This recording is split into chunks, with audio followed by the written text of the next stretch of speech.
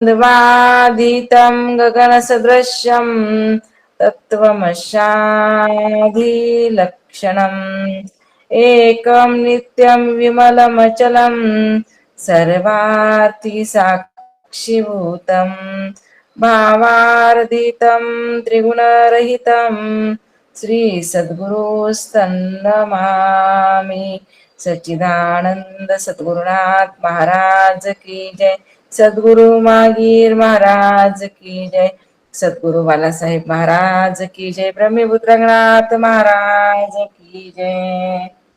तर याचे 60 शब्द सुखे म्हणून येती वेद. चिंतन क्रमांक 65. घटपटादी पदार्थ आपल्या उपादानापासून उत्पन्न होतात. घटपटादी पदार्थ जे आहेत ते आपल्या उपादानापासून उत्पन्न होतात व प्रत्यक्षादी प्रमाणाला विषय होतात. उपादानापासून उत्पन्न होऊन प्रत्यक्ष प्रमाणाला विषय होतात. जसं मातीपासून घटाची उत्पत्ती झालेली आहे आणि ती प्रत्यक्ष पण व्हायला लागली. मातीपासून काय उत्पन्न झाला? घट. आणि घट दिसतो का? नाही, दिसायला नाही, म्हणजे त्याचे प्रत्यक्ष पण व्हायचे त्याप्रमाणे. आणि ब्रह्म उपादानापासून उत्पन्न होत नाही. घट आदी पदार्थ होतात उपादानापासून उत्पन्न, पण ब्रह्मचैतन्य जे आहे ते ब्रह्मचैतन्य महाराज म्हणतात उपादानापासून उत्पन्न होत नाही. प्रत्यक्षादी कोणत्याही प्रमाणाला विषय होत नाही. सगळ्या प्रमाणात तीत आहे का? कसं आहे? कोणत्याच प्रमाणाला विषय न होणारा असं जे ब्रह्मचैतन्य आहे. आणि ते कोणत्याही उपादानापासून उत्पन्न होत नाही, कारण ते उत्पन्न होण्याचा विषयच नाही. अर्थात उत्पन्न होत नाही ते ब्रह्म आणि उत्पन्न होते ते जग. जे उत्पन्न व्हायला लागले त्याला जग म्हणा, आणि जे उत्पन्न होत नाही त्याला देव म्हणा, ब्रह्म म्हणा.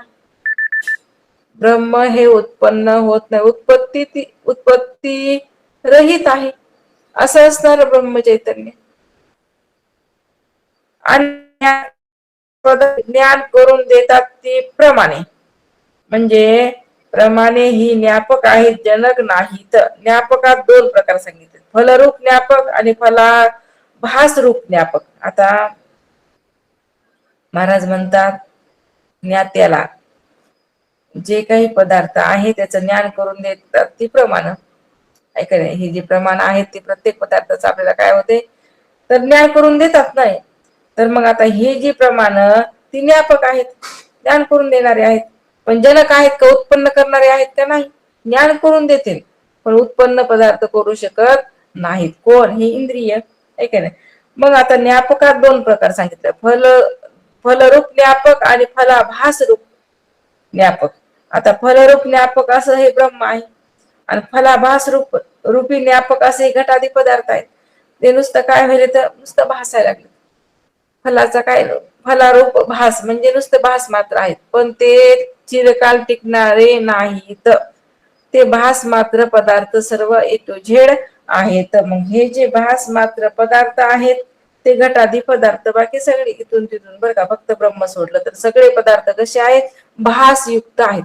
महाराज म्हणतात भासतोही नासत आहे, कैसा निराकाश सर्व समरस परब्रह्म. भासणारा नासणारा आहे. ऐका नाही, म्हणजे उरलं काय शेवटी? निराकाश. आणि ते कसं आहे तर महाराज म्हणजे निराकाश म्हणजे ब्रह्म. सगळीकडे सम प्रमाणात असलेलं काय आहे? हे ब्रह्म आहे. हे भास मावळणारा आहे. न भासणारा निराभास कोण आहे? ते ब्रह्म आहे. म्हणून केवळ निराभास या जगी अवतरला नाही, आणवरला भास काय आहेच काय? सगळीकडे केवळ निराभास आहे. भास म्हणले नाहीच नाही असं काय करतात महाराज सांगत असतात. मग आता तेच इथे म्हणतात की भास रूप ज्ञापक असे घटादी पदार्थ इथून झट. ब्रह्मचैतन्य सोडलं सगळे कसे पदार्थ आहेत? ज्ञापक आहेत, फला रूप भास रूप आहेत. मग आता ज्ञापक ते ज्ञान प्रमाणाने, ज्ञापक ते ज्ञान आणि जे प्रमाणाने ज्ञापक नाही ते अज्ञान. आता जे ज्ञापक जसं ज्ञान व्हायला, ऐका नाही, प्रमाणाने ज्ञान व्हायला त्याचं ज्ञान व्हायला लागले. ज्ञापक म्हणजे ज्ञान व्हायला लागले प्रमाणानं. आणि जे प्रमाणाने ज्ञान होत नाही ते अज्ञान. मग ईश्वराला सर्व प्रमाणाने ज्ञान आहे म्हणून ईश्वर कसा आहे? सर्वज्ञ. पण जीवाला अज्ञान आहे म्हणून जीव किंचित म्हणजे अल्पज्ञ आहे. जीवाला प्रत्येक पदार्थाचं ज्ञान आहे का? नाही. पण ईश्वराला प्रत्येक पदार्थाचं काय आहे? ज्ञान आहे. ए टू झेड म्हणले. पण इथले आहेत आहे, पण म्हणले प्रत्येक देशात आता अमेरिकेचं ज्ञान ईश्वराला आहे का? नाही आहे. आपल्याला आहे का? नाही. बरं आपल्याला नुसतं एक दुसऱ्या गावाच्या ठिकाणचं काही नाही ज्ञान नाही, पण ईश्वराला सर्वत्र ज्ञान आहे ना. आपल्याला फक्त आपण जिथं आहोत ऐका नाही बसलेले तेवढ्या रूम पुरतं आपल्याला ज्ञान आहे, पण पलीकडल्या रूम मध्ये नेमकं घडायले काय त्याचं तरी आपल्याला ज्ञान आहे का? पण ईश्वर कसा आहे? सर्वज्ञ आहे. ईश्वराला सगळ्या ठिकाणचं काय असतं? ज्ञान असतं. जसं आपल्याला देहाचं ज्ञान नकापासून शिकापर्यंत आहे का नाही? केव्हाही कोणत्याही काळात कोणत्याही अवस्थेमध्ये तुम्हाला नकापासून शिकापर्यंत सगळी व्याप्ती तुमच्या शरीरामध्ये कळायली का? कळत नाही? कळायली ना. तसं म्हणले ईश्वराला जगतामधलं सगळं ज्ञान काय होते? होत असते. जसं आपल्याला शरीरामधलं ज्ञान आहे तसं ईश्वराला पूर्ण जगतामधलं काय आहे? ज्ञान आहे. मग आता जीवाला जगदंत पाती काही पदार्थाचं ज्ञान अंतकरण वृत्तीनं होतं, म्हणून जीवा झाडाला पाने किती आहेत हे एक अज्ञान आहे. आता बघा जीवाला ह्या जगतामधलं काही पदार्थाचं ज्ञान अंतकरण वृत्तीनं व्हायला लागलेलं आहे. पण जीवाला आता झाड आहे म्हणले, चिंचचं झाड आहे, सांगा बरं किती पान आहेत चिंचेच्या झाडाला? येईन का सांगायला? कसं येईल म्हणले? मग हे काय आहे? अज्ञान. मग ब्रह्माची ही एक अज्ञान. आता अशी दोन अज्ञानी झाली. एक तर म्हणले जीवाला दोन अज्ञान झाली. आता सांगितलं वरी जीवाला झाडाच्या पान किती आहे हे सांगता येत नाही, ती एक अज्ञान. आणि ब्रह्माची ही अज्ञान, दोन अज्ञान झाले. मग जीवाने ब्रह्मज्ञान का करून घ्यावे? तर ते ज्ञान फलीभूत आहे म्हणून. ब्रह्मज्ञान का करून घ्यायचं? फलीभूत आहे म्हणून. अर्थात निष्फल जे अज्ञान तत्व आहे ते सोडावं. ऐका नाही, जे अज्ञान आहे ते निष्फल आहे, मग ते सोडायचे आणि ब्रह्मज्ञान काय करायचं आहे? तर करून घ्यायचं आहे. मग ते सोडावे व सफल अज्ञान तत्व स्वीकारावे. महाराज म्हणतात घट ज्ञात आहे, त्याचं काय ज्ञान करून घ्यावं आहे ना आपल्याला ज्ञान घटाचं. अजून काय काय ज्ञान करून घ्यायचे? घटाचं सगळंच ज्ञान आहे. जसं झाडाची पाने किती आहेत ही जीवाला अज्ञात आहेत, तसं ब्रह्म अज्ञातच आहे. त्यात झाडाची पाने किती आहेत हे ज्ञान झाले तरी त्यास काही फल नाही. बरं आता तुम्हाला सांगितलं हो गडी, तुम्ही काय केलं? करू करू विचार करू करू झाडाला किती पाणी ते ठरविलं, सिद्ध करून दाखवलं. ठीक आहे, त्याच्याबद्दल फायदा काय? महाराज म्हणतात त्याच्यामधून काही सुद्धा फायदा नाही. पण ब्रह्माचं ज्ञान करून घेतलं की ते फलीभूत होते, म्हणून ब्रह्मज्ञान करून घ्यावं म्हणून त्याला ज्ञापक म्हटलंय. म्हणून फलीभूत आहे कोणचं? ब्रह्मज्ञान. बाकीचे सगळे कसे ज्ञान सांगितले निष्फल. बरं तुम्ही करून जरी घेतले तरी ते कसे आहेत? निष्फल, फल देणारे नाहीत. फक्त ब्रह्मज्ञान कसं आहे? फल देणार आहे. मोठं फल आपल्याला कुठं कशाला भेटणार आहे? फक्त ब्रह्मज्ञानानं. बाकीच्या फलाची अपेक्षा बी करू नये, कारण ती नासकी फल आहेत. नासक फल आम्हाला नको बी. आम्हाला कसं फल पाहिजे? शाश्वत पाहिजे. म्हणून महाराज म्हणतात ब्रह्माचे ज्ञान करून घेणे फलीभूत आहे, म्हणून ब्रह्मज्ञान करून घ्यावं. जगतामध्ये आपण आल्याच्या नंतर आलोच कशासाठी? भगवंताने आपल्याला देहच कशासाठी दिलेला आहे? केवळ आणि केवळ ब्रह्मज्ञान प्राप्त करून घेण्यासाठी. ही जी संसार बंधन आहे आपल्या पाठीमागे लागलेलं ते सोडवण्यासाठी आहे की नाही? मग आता संसार ज्ञात असतो म्हणून त्याचा विचार करायचा नाही, किंतु जे अज्ञात आहे म्हणून संशय आहे व ज्याला फल आहे त्याला त्याचा काय केला पाहिजे? आपण विचार केला पाहिजे. मग संसाराचं कितीही जरी तुम्हाला प्राप्त झालं, किती जरी तुम्हाला ज्ञान झालं, तुम्हाला फल काय भेटणार आहे त्याच्यामधून? काहीच नाही म्हणले, फळ हाताला लागणार नाही. म्हणून महाराज म्हणतात संसारात ज्ञात असतो म्हणून त्याचा विचार करायचा नाही, किंतु ते अज्ञात आहे म्हणून संशय आहे. त्याला फल आहे त्याचा विचार करा. ज्याला फल आहे त्याचा विचार करा, ज्याला फलच नाही त्याचा विचार करू नका.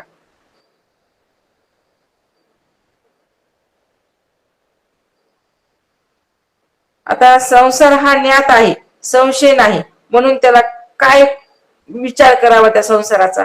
एक तर ज्ञात आहे सगळं संसारातलं आणि आम्हाला संशय बी नाही त्या संसाराबद्दल, मग काय विचार करायचा ह्या संसाराचा? किंवा म्हणजे पर्वतावर झाडे किती आहेत? संशय आहे, पण कळले तरी फल नाही, म्हणून त्यात त्यात तरी काय विचार करावा? ठीक आहे, एक तर संसारात ज्ञान आहे, संशय नाही, पण त्याच्यामधून आपल्याला हाताला काय लागायले का? त्यात काय विचार करावा? काहीच विचार करण्यासारखं दुसरी गोष्ट उरलेलीच नाही. किंवा म्हणले पर्वतावर झाड आहेत की, हे बरोबर आहे. आता किती झाड आहेत हे संशय आला, पण ते कळलं आता आम्हाला, हे अमुक अमुक 4-5 झाड आहेत बाबा पर्वतावर. मग फळ काय आहे त्याच्यापासून? काहीच नाही. ब्रह्माच्या बाबतीत मात्र संशय आहे, फल आहे, म्हणून एक ब्रह्मच खरा सांगितलेला आहे. तोच विषय आहे आपला, आणि त्याच विषयाला काय केलं पाहिजे तर पकडलं पाहिजे. अर्जुना तू परिससी, परिसोनी अनुष्ठिती. महाराज म्हणतात परिससी म्हणजे ऐकतोस, व अनुष्ठिसी म्हणजे अनुभव घेतोस. श्रवणा सवे सुमना समाधी जोडे, किंवा काना वचनाची भेटी सरिसाची प्रकृती.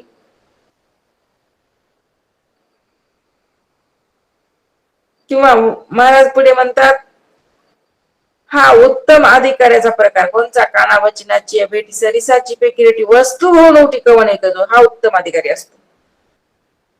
श्रवणानंतर मनन हे मंद अधिकाऱ्याला सांगितले बर का, आणि उत्तम अधिकाऱ्याला फक्त श्रवण सांगितले. प्रमाणजन्य ज्ञानास भ्रम असतो, म्हणून अप्रमाणजन्य ज्ञान श्रेष्ठ सांगितले. जे प्रमाणापासून ज्ञान होते ते भ्रमात्मक आहे, पण अप्रमाण ऐक नाही, ज्याला कोणत्याही प्रमाणाचं ज्ञान नाही ते कसं ज्ञान आहे ते श्रेष्ठ सांगितलं. त्यामध्ये 2 वर्ग सांगितलेले आहेत, यथार्थ अप्रमा आणि अयथार्थ अप्रमा. प्रमाद ज्ञानात अज्ञान निवृत्त होत असते. जीवाला अज्ञान आहे म्हणून प्रमाद ज्ञान होते. जे दिसायले ते समोर खरं वाटायले ते काय आहे? आपल्याला दिसायले ते खरं, प्रमाणात म्हणजे ज्ञान व्हायला लागले ना ते आपल्याला. पण महाराज म्हणलं हे ज्ञान कसं आहे तर जीवाला अज्ञानाचं ज्ञान आहे ते, म्हणून प्रमाद ज्ञान आहे. प्रमाद ज्ञान झालं म्हणजे अज्ञान निवृत्त होते. घटाधिकाचं ज्ञान झालं तर अज्ञान लुप्त होते. आता बघा, बॅटरीच्या उजेडानं अंधार गेला करायला, लुप्त झाला आहे का नाही. सूर्योदय झाल्याच्या मग काय झालं? सूर्योदय झाल्यावर अंधार नष्टच झाला, आणि बॅटरीच्या उजेडानं अंधार लुप्त झाला, आणि सूर्याचा प्रकाश आल्याबरोबर अंधार जो आहे तो नष्ट झाला. तसं ब्रह्माचं ज्ञान झालं तर अज्ञान नष्ट होते, आणि घटादी पदार्थाचं ज्ञान झालं तर अज्ञान लुप्त होते. एवढा फरक सांगितलाय.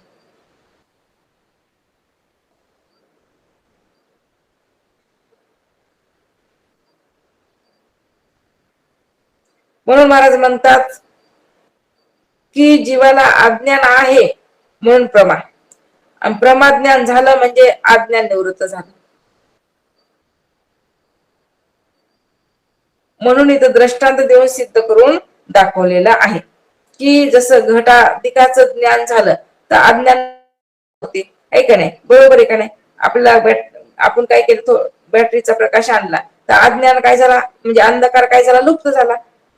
पण सूर्योदय झाल्याच्या नंतर अज्ञान नष्ट झाला. तसं ब्रह्माचं ज्ञान झालं तर अज्ञान नष्ट होते, पण घटादी पदार्थाचं ज्ञान झालं तर अज्ञान लुप्त होते. म्हणून शास्त्रामध्ये मूलाज्ञान व तुलाज्ञान असे अज्ञानाचे 2 प्रकार सांगितलेले आहेत. महाराज म्हणतात तुला ज्ञानाचेही 2 वर्ग सांगितले. मूलाज्ञानात अधिक दोष मिसळला म्हणजे तुला ज्ञान झालं बरं का, आणि केवळ एक तुला ज्ञान म्हणजे असे तुला ज्ञानामध्ये 2 प्रकार सांगितले. कोणते? एक तर म्हणजे जास्त दोष असेल ते एक तुला ज्ञान, आणि केवळ एक तुला ज्ञान. ईश्वराला जे ब्रह्माचे ज्ञान होते ते यथार्थ अप्रमा आहे बरं का, लक्षात राहू दे. आणि त्याचं अज्ञान निवृत्त होत नाही पण ज्ञान होतं. जीवाला ब्रह्माचं ज्ञान होते पण अज्ञान जातं, एवढं लक्षात राहू दे. ईश्वराचं उलट आहे, आपलं उलट आहे. आपल्याला महाराज म्हणतात जीवाला ब्रह्माचं ज्ञान होते आणि अज्ञान पण जाते, आणि ईश्वराला अज्ञान निवृत्त होतं का? कसं होतं तर त्या ठिकाणी अज्ञानच नाही ना हो.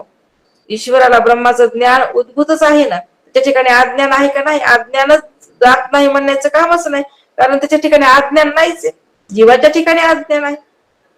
दोन्हीच्याही पलीकडे ब्रह्म, ज्ञान अज्ञानाच्या पलीकडे कोण आहे? तर ब्रह्म चैतन्य. प्रमाद ज्ञानात ज्ञान निवृत्ती नसते. अप्रमाद ज्ञानात अज्ञान निवृत्ती आहे का? नाही म्हणले. अप्रमाद ज्ञानामध्ये अज्ञानाची निवृत्ती नसते. जसं प्रमाणजन्य ज्ञानात अज्ञान निवृत्ती असते. आपल्याला प्रमाणजन्य ज्ञान आहे, प्रमाणापासून उत्पन्न झालेलं ज्ञान आहे का नाही? मग प्रमाणजन्य ज्ञानामध्ये अज्ञान निवृत्ती असतेच, कारण आम्हाला ते ज्ञान झाले प्रमाणापासून. म्हणून काय होतं, अगोदर अज्ञान होतं, ज्ञान नव्हतं ना, पण आता ज्ञान झालंय. म्हणून महाराज म्हणतात त्याला काय म्हणा, प्रमाणजन्यता. मग आता अप्रमाण ज्ञान दोन प्रकारचं सांगितलं, यथार्थ अप्रमा आणि अयथार्थ अप्रमा. हे आपल्याला माग आपण प्रगती प्रभाकर मध्ये असो किंवा मग विचारसागर मध्ये हा विषय काय झालाय, होऊन गेलेला आहे, प्रमा अप्रमाचा. शुक्ती रजताधिकाची ज्ञाने अयथार्थ अप्रमा, सुख दुःख यथार्थ अप्रमा. सुख दुःखाची व्यावहारिक सत्ता मांडली तर अज्ञात सत्ता, आणि प्रातिभासिक सत्ता मांडली तर ज्ञात सत्ता. पण सुख दुःखाला अज्ञात सत्ता नसून ज्ञात सत्ताच आहे. अर्थात का बरं, सुख दुःखाला ज्ञातता आहे म्हणून प्रातिभासिक, ब्रह्मज्ञानापासून त्याचा बाध होत नाही म्हणून व्यवहारिक, आणि प्रातिभासिकाला प्रतीती मात्र तरी सत्ता आहे, पण व्यावहारिक घटादी पदार्थ जे आहेत ना त्याला मुळीच सत्ता नाही. मग ब्रह्मज्ञान हे कसं मानायचं आम्ही, व्यावहारिक मानावे. परंतु असं ब्रह्मज्ञान हे महाराजांनाही आवडत नाही. वेदांत न आवडणारे महाराज व आवडणारे काही महाराज असं. वेदांत न कळणारे बी महाराज आहेत, कळणारे बी महाराज आहेत. वेदांत न बांधणारे महाराज व बांधणारे पण महाराज आहेत.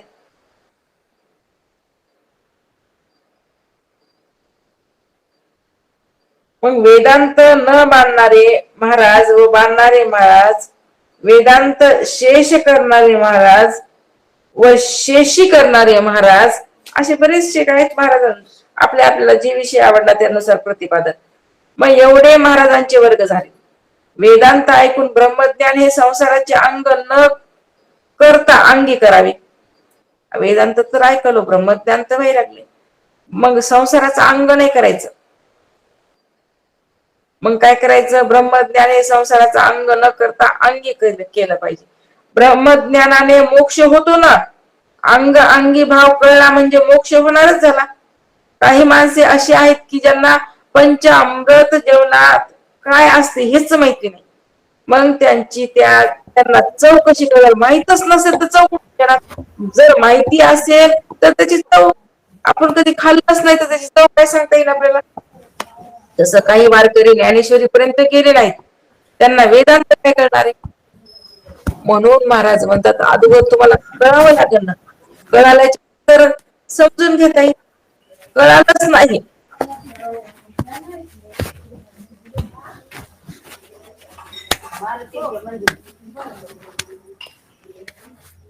कुणाचं म्यूट उघडे आहे का.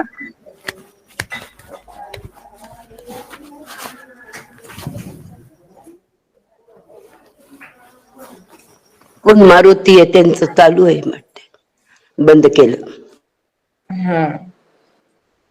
महाराज म्हणतात ब्रह्म जे आहे, वारकरी कोणाला म्हणावं, ज्ञानेश्वरी वाचावी, तीर्थ तिचा अर्थ करून तो अंगावर बाणावा. ज्ञानेश्वरीत कर्म उपासना आहेत पण अंग रूपाने आहेत, ज्ञान हे अंगी रूपाने आहे. जे लोक कर्म उपासनेला अंगी समजतात त्यांना ब्रह्म कळलेच नाही, आणि ब्रह्म कळल्यावर ज्ञान अंगीच वाटेल, अंग वाटणारच नाही. कारण ब्रह्म कळले ते अंग वाटले तर तेही ब्रह्म न कळण्यातच जमा आहे. आता एक उदाहरण दिलंय बघा. एखाद्याला 100 रुपयाची नोट हातात दिली, ऐका ना, एखाद्याला काय केलं, 100 रुपये दिले. जर त्याला ती न कळली तर ती कुठे तरी हरवून जाईल. काय ती नोट 100 रुपयाची आहे हे जर कळली नाही तर ती कुठे बी हरपणार आहे.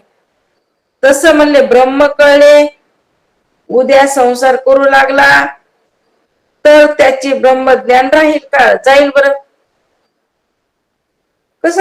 कस काय जाईल, राहील ना, आहे का नाही. तसं ब्रह्म कळले, महाराज म्हणतात संसार करू लागला त्याला ब्रह्मज्ञान राहील का जाईल, तर जाईल का राहील. एकदा महाराज म्हणतात संसार करू लागला त्याने ब्रह्मज्ञान राहिलं का गेलं. संसार केल्यावर कसं राहील सांगा बरं ब्रह्मज्ञान, जाईल ना उलट ब्रह्मज्ञान, आहे का नाही. मग मी ब्रह्मरूप आहे हे कळलं, पुन्हा बायकोचे मागे लागला तर ब्रह्म जाईल व बायकोच त्याच्या समोर राहील. मग हे सगळं श्रोते संसार तोंडाला लागला नाही तोवर ब्रह्मज्ञान ऐकतात. जोपर्यंत संसाराची गोडी नाही तोपर्यंत ब्रह्मज्ञानाची गोडी मानतात. पण एकदा का संसाराची चटक लागली की मग ह्यांना ब्रह्मज्ञान आवडत नाही. पण एखादा संसार तोंडाला लागला त्याने ब्रह्मज्ञान त्याच्याकडे राहिलं का नाही, विसरून जाते कुणाला, त्या ज्ञानाला, आणि ह्या संसारामध्ये रममाण होत राहते.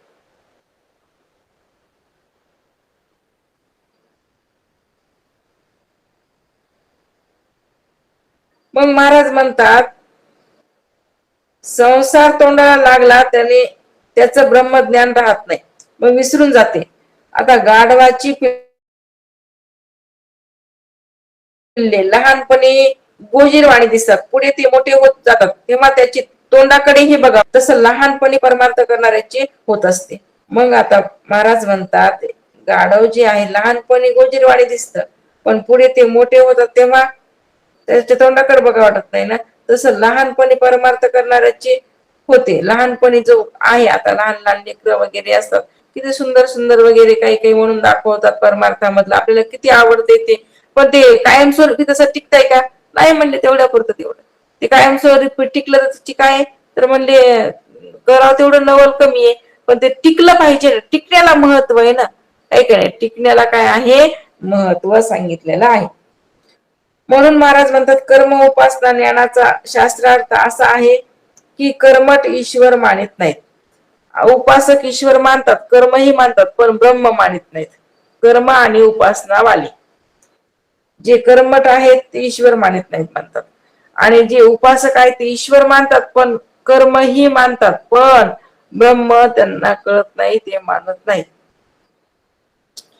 रामानुजाचार्य, मध्वाचार्य, वल्लभाचार्य, निंबाळकर हे सर्व ब्रह्म मानणारे आहेत. हे जे सगळे जे आहेत ना शास्त्रज्ञ, त्यांनी ब्रह्म मानलेलं आहे. ईश्वर आणि ब्रह्म मानून ब्रह्मात्मैक्य ज्ञान मानणारे वेदांती, फक्त वेदांती एक अशी आहेत त्यांनी ईश्वर ब्रह्म सगळं मानलेलं आहे, आणि ते मानून त्यांचं ऐक्य सुद्धा केलेलं आहे. पुन्हा वेदांत शास्त्रानं.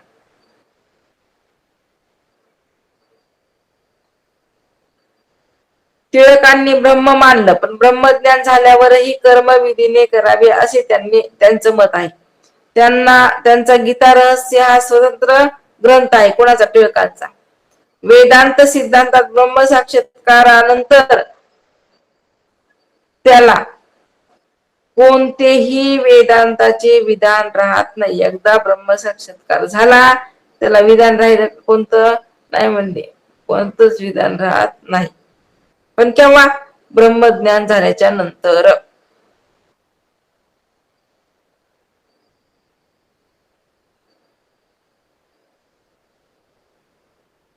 पुढे महाराज म्हणतात जीवनमुक्त पुरुषाने ज्ञानोत्तर कर्म करावे का उपासना करावे का योग करावा, त्याचे ते करण्यात विधी नसून स्वतंत्र आहे. आता कोणी कोणी करतय, कोणी करत नाही. जीवनमुक्त अवस्थेमध्ये कोणी कर्म करतय, कोणी करत नाही. उपासना करतय, कोणी करत नाही. मग हे काय म्हणले, आपल्या आपल्या विधीचा प्रकार आहे बरं का. आपला आपला स्वतंत्र हा प्रकार आहे. ज्याला एखाद्याला करू वाटते ते करायचं, एखाद्याला काहीच करावं वाटत नाही मग त्याला नाव ठेवायची का ज्ञानी आहे पण काही करत नाही, असं नाही म्हणायचं. कारण प्रत्येकाची कशी आहे आपली मर्जी, कोणी करल कोणी करणार नाही. केव्हा पण जीवनमुक्त अवस्थेची प्राप्ती झाल्याच्या नंतरची स्थिती सांगतात महाराज. त्याचे ते करतात विधी नसून स्वतंत्र असतात. मग ते त्यांनी केले तर जीवनमुक्तीच्या विलक्षण सुखाला सहकारी होईल, असं वेदांत शास्त्र म्हणजे काय करत आहे, सांगत आहे. मग हेच वारकऱ्याचे ही मनोगत आहे. जसं वेदांताचं मनोगत तसंच वारकरीच काय सांगितलेलं आहे तर मनोगत सांगितलेलं आहे.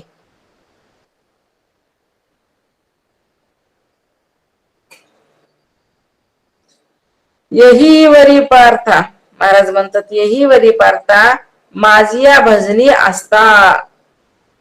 आस्था म्हणजे इच्छा बर का. जर इच्छा असेल तर कर म्हणले, नसेल तर करू नको. काय हे कर्म आणि उपासना तुझ्या मनावर. आता मन चाहा तुझा, कारण तू जीवन मुक्ती प्राप्त करून घेतेस. तुला पुढे करायचं न करायचं तुझी तुझी काय आहे आता मर्जी, तुझ्या तुझ्या मनावर. आता हे चालते ज्ञानाचे बिंब, अवयवतेचे सुखाचे कोंब. तशा प्रकारे काय झालं म्हणले ह्याची स्थिती झाली. कुणाची? तर ह्या म्हणजे जीवाची त्यानं काय केलं तर जीवपणा सोडलेला आहे आणि शिवरूप झालेला आहे.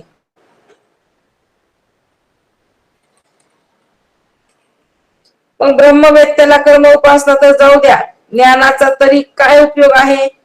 जाऊ द्या म्हणले, कर्म उपासना नाहीच नाहीये कुणाला, ज्ञानी पुरुषाला ज्ञानाची तरी काय गरज आहे? आपल्या पाठीशी दिवा लावला तर त्याचा काय उपयोग आहे का? पाठीला लावलेला आहे, पाठीला दिसतंय का? नाही दिसत.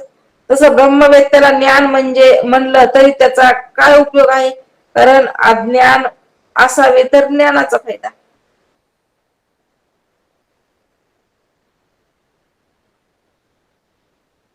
अर्थात अज्ञानाच्या घरात ज्ञानाचे कौतुक आहे. अज्ञान नाही तर ज्ञान कशाचे?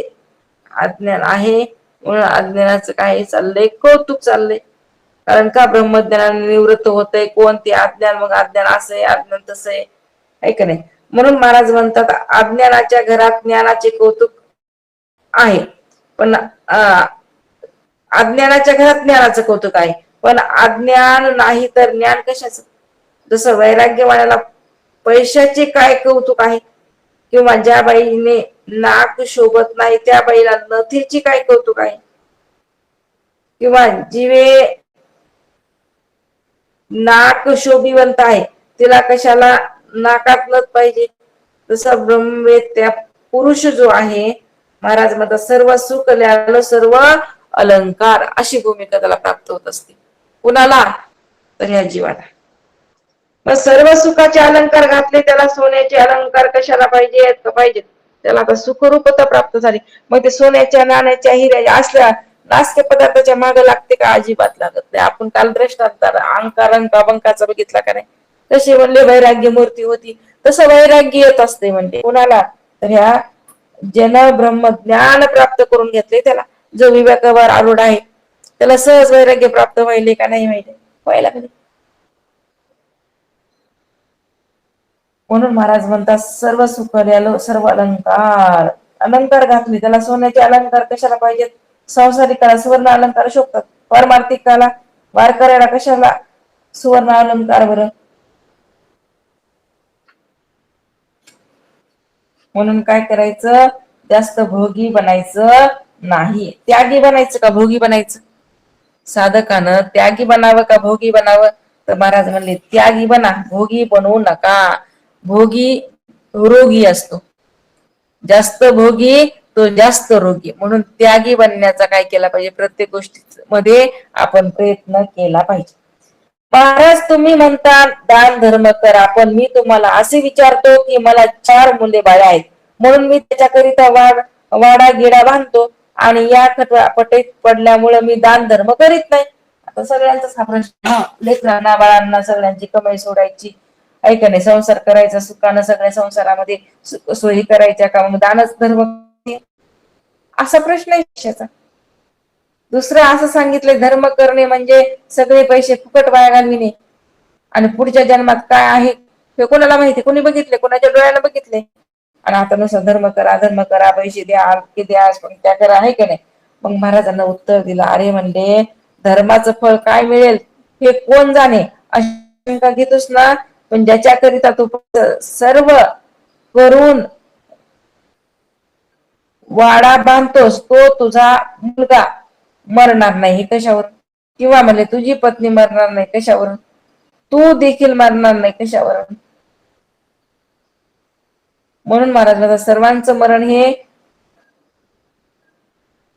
तुला मान्य आहे, मग हे मरणकाली सर्व सोडावे लागते का लागत नाही?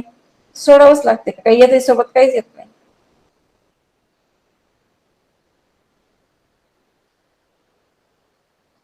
काय सांगतात महाराज की मरणकाळी सर्व सोडावे लागते का लागत नाही?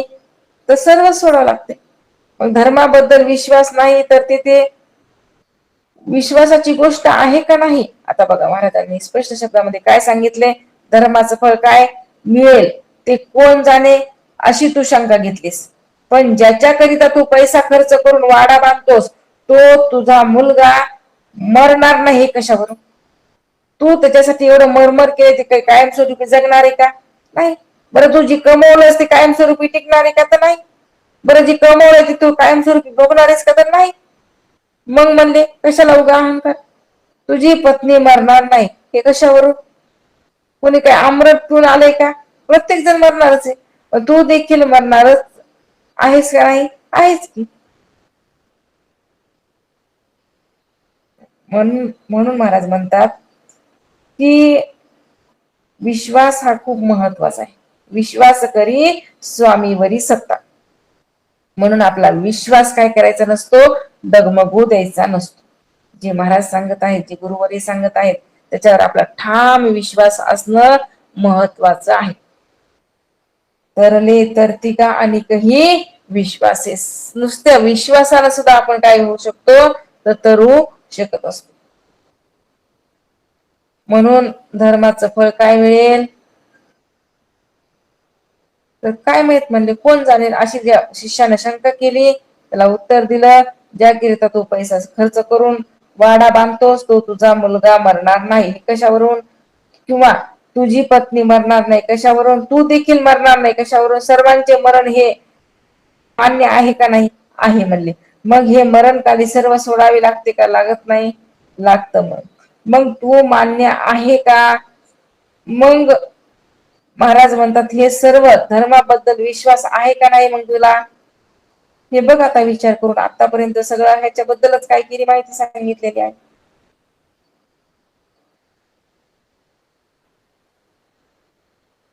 आता सर्वांचं मरण हे मान्य आहे का? नाही आहे. बरं, मरणकाली सर्व सोडावं लागतं का? लागत नाही. सोडावंच लागतं हे बी मान्य आहे. बरं, मग धर्माबद्दल विश्वास नाही तर येथे तरी कुठे विश्वासाची गोष्ट करायची? मग आता तुम्हाला जे धर्म सांगितलाय त्याच्याबद्दलच तुम्हाला विश्वास उत्पन्न होत नाही, तर अजून कोणती विश्वासाची गोष्ट सांगायची? यावर महाराज म्हणतात अजून एक शंका आली. तो म्हणतो महाराज, संसाराच्या बाबतीत धर्माच्या बाबतीत दोन्हीतही शंका आहे, म्हणून दोन्ही सारखीच आहे. कोणती? संसाराच्या बाबतीत आणि धर्माच्या बाबतीत. अरे म्हणले दोन्हीला सारखेपणा नाही, कारण धर्म करा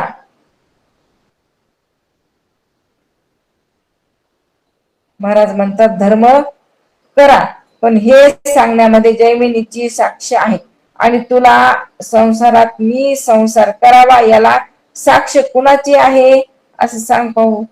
स्पष्ट काय केला? असा प्रश्न केला. महाराज म्हणतात त्याचं उत्तर असं दिलेलं आहे, दोन्हीला सारखेपणा नाही.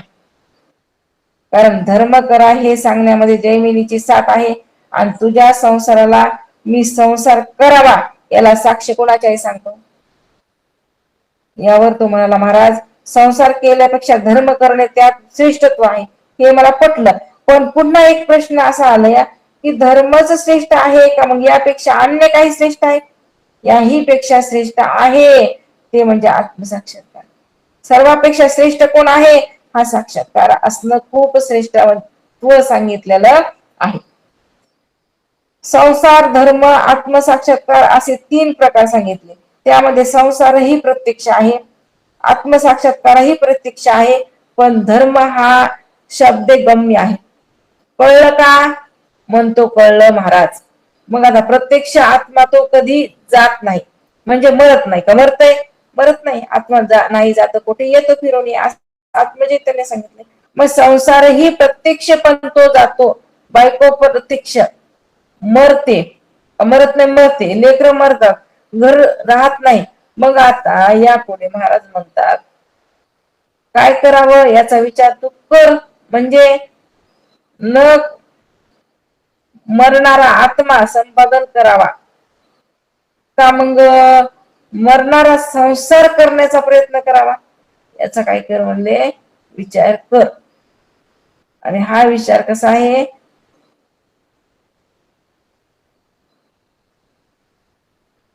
अशा रीतीनं सुंदर प्रकारचं चिंतन सांगत आहेत महाराज. ते म्हणतात मरणाला संपादन करण्यापेक्षा आत्मप्राप्तीची गरज तुम्हाला आहे, म्हणून आत्मज्ञान प्राप्त करून घ्यावं लागतंय. आत्मा कसा आहे हे मला कळत नाही महाराज. संसार मरतो पण तो सुटत नाही. मग मी काय करू, मला काहीच कळत नाही असं शिष्य म्हणायलाय. आत्मा तर कळत नाही आणि संसार तर सुटत नाही, मग मी करू तर काय करू. संसार सुटना, परमात्मा प्राप्त होईना. अरे म्हणले तुला सांगू का, आत्मा ब्रह्म संपादन होत नाही. आत्मा जो आहे तो संपादन कसा करता येईल, तू धर्म संपादन कर. संसार सुटत नाही पण त्यात दुःख होते, मग त्यात काय गुंतायचं आहे. कारण धर्म केला किंवा परमार्थ प्राप्ती करून घेतली तर संसार सुटत नाही. पण श्री गुरु उत्तर देतात, बरोबर आहे रे, पण संसार सुटत नाही, तो अदृष्टानुसार करावा लागतो. जसं अदृष्ट आहे तसं संसार चाललेला आहे. तुला हे चांगले कळले, पण आता तू आत्मसाक्षात्कार करून घे. महाराज तो मला कळत नाही. कळतंय, कळत नाही. कारण का, शिष्य म्हणाले मला हे काही समजत नाही, जे तुम्ही सांगायलात ना मला अजिबात काही लक्षामध्ये येत नाही. तेव्हा गुरु महाराज सांगतात संसार सोडू नकोस, तो सुटत नसत, पण धर्म तर कर ना. तू नाही ते काय सोडण्याच्या पाठीमागे, संसार कुठं सुटतंय का नाही सुटत म्हणले, त्याच्यासाठी तू काय कर, धर्मानं वाग, म्हणजे तुला श्री गुरु भेटतील आणि आत्मा ही कळेल, ही सुरुवात सांगितली. कारण जर तू धर्मानं वागलास, ईश्वराची कृपा होईल, ईश्वराची कृपा झाल्यावर सद्गुरु भेटतील, सद्गुराची कृपा झाल्यावर तुला ब्रह्मज्ञान आत्मज्ञान जे आहे ते सहज रीतीने काय होईल तर प्राप्त होईल. राहिलेला विषय उद्या. अवधूत चिंतन. श्री गुरुदेव दत्त सच्चिदानंद सद्गुरुनाथ महाराज की जय. सद्गुरु उमागीर महाराज की जय. सद्गुरु बालासाहेब महाराज की जय. ब्रह्मपुत्र रंगनाथ महाराज की जय. ओम पूर्णमदः पूर्णमिदं पूर्णात् पूर्णमुदच्यते पूर्णस्य पूर्णमादाय पूर्णमेवावशिष्यते. मनोबुद्धि अहंकार चित्तानि नाहं न च श्रोत्रजिह्वे न च घ्राणनेत्रे न च व्योमभूमिर्न तेजो न वायुः चिदानन्दरूप शिवोऽहं शिवोऽहम् न च प्राणसोऽज्ञो न वे पञ्चवायुर्न वा सप्तधातुर्न वा पञ्चकोशः न वा कपाणिपादो न चोपस्थपायु चिदानन्दरूप शिवोऽहं शिवोऽहम्. न मे द्वेषरागो न मे लोभमोहो मदो नैव मे नैव मात्सर्यभावः न धर्मो न चार्थो न कामो न मोक्षः चिदानन्दरूप शिवोऽहं शिवोऽहम्. न पुण्यं न पापं न सौख्यं न दुःखं न मन्त्रो न तीर्थः न वेदा न यज्ञः अहं भोजनं नैव भोजं न भोक्ता चिदानन्दरूप शिवोऽहं शिवोऽहम्. न मे मृत्युशङ्का न मे जातिभेदः पिता नैव मे नैव माता न जन्म न बन्धुर्न मे गुरुनैव शिष्यः चिदानन्दरूप शिवोऽहं शिवोऽहम्.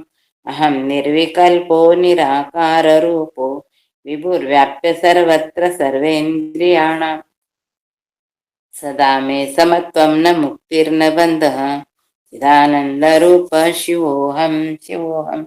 चिदानन्दरूप शिवोऽहं शिवोऽहम्. चिदानन्दरूप शिवोऽहं शिवोऽहम्. शंभो शिव महाराज की जय. विठ्ठला माय बापा रंगनाथ महाराज की जय. ज्ञानेश्वर महाराज की जय. पंडरीनाथ भगवान की जय. ताई की जय. सब संतों की जय. सब भक्तजनों की जय. जय हरि. रामकृष्ण हरी सर्वांना. रामकृष्ण हरी. जय गुरुदेव जय सर्वांना. गुरुदेव ताई, सर्वांना जय गुरुदेव.